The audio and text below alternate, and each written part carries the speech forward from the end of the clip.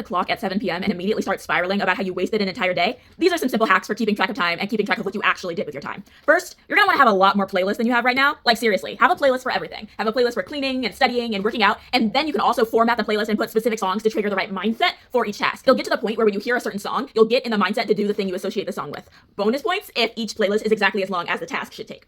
Then you're gonna wanna have playlist breaks. So basically, you're gonna set a short playlist, like 2 or 3 songs, as your break timer. When the music stops, you're done. So you're gonna wanna visualize time with your timers. So basically, you can use a visual timer like an hourglass or a countdown clock or one of those kitchen timers that has like the moving thing, you know what I'm talking about? And basically, you'll be able to literally see time passing. It's really motivating and reduces time blindness, which is something I really struggle with. Next, to-do lists are it's complicated. They help for you to actually write down what you need to do and be aware of what you're doing in a day. But if the to-do list basically just drives you crazy, first, you should just pick one thing and say, this is what I'm doing today, and do that one thing. And if you do more, great. And if you don't, you did the one thing. It doesn't matter.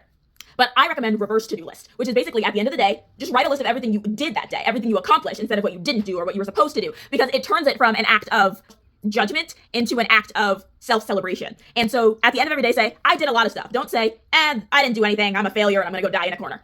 That's not helpful and it's not fun. Next, you want to plan tomorrow night the night before. So basically, spend 5 minutes, it can be even less, it can be just like a couple of seconds, every night planning the next day. Because once you're relaxed, once you're in a calm mindset, you're not going to be like, I need to do this, I need to do this, and I need to do this. You're panicking, so you're not going to be practical. Try to do it when you're calm.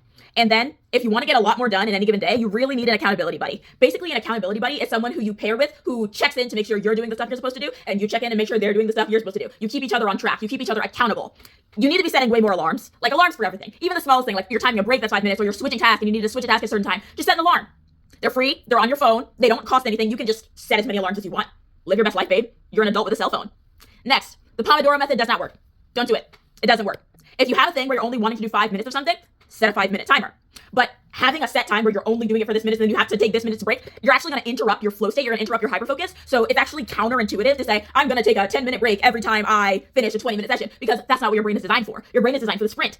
So if you keep interrupting it, you're gonna have to restart every task, and initiating a task needs the most dopamine, and it takes up the most time of anything you do. So the more task you have to initiate, the more dopamine you're gonna use up, and the less you're gonna have for other tasks. So just don't use the Pomodoro method. You can use that to start, but once you're into it, don't take a break just because it says you're supposed to. It's actually gonna make things worse. Next, you wanna double up deadlines. And what I mean by that is set 2 deadlines, one personal deadline and then the official deadline. Always set the personal deadline earlier than the actual deadline to make sure you don't shoot yourself in the foot.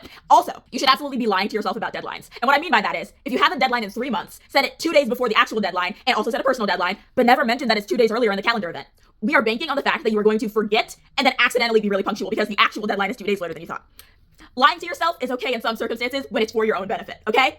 Don't quote me on that, but it's true. Next, you really should be planning days where you're not gonna do anything ahead of time. Like, your lazy days should be in your calendar just like every other kind of day. Because if you have a pre-scheduled day where there's no obligations, no guilt, suddenly that day is a part of the plan. Not something abstract, it's not something that's interjecting itself into your life. It's something that was on the calendar and therefore is of equal importance, which it is. Rest is of equal importance to everything else you do, I swear. Next, and also I just constantly recommend monthly views of planner so you don't forget that you have something at the beginning of 2 weeks from now, and then when that day comes, you're like, it's so annoying. Just use a monthly layout. It's so much easier. If you're always feeling like your house is never clean enough, you gotta learn to speed clean. So basically, you're gonna turn cleaning into a timed challenge, and then you're gonna compete with yourself to see if you can clean faster than the time you cleaned before. And if you feel like you never get enough done in the day and you have so many projects you wanna do, you need to make the projects smaller. So if you wanna learn how to do resin art and you wanna start an Etsy, don't do that. Just do one resin art project.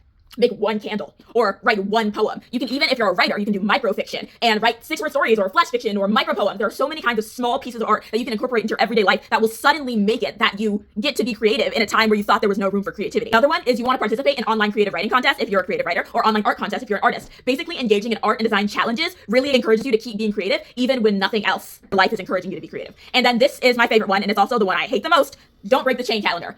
A big calendar on the wall, giant red X. If you miss a day, you don't have a giant red X, and that feels bad. It feels bad. So you keep doing the thing, so you don't have to have a blank day on your calendar of giant red X's.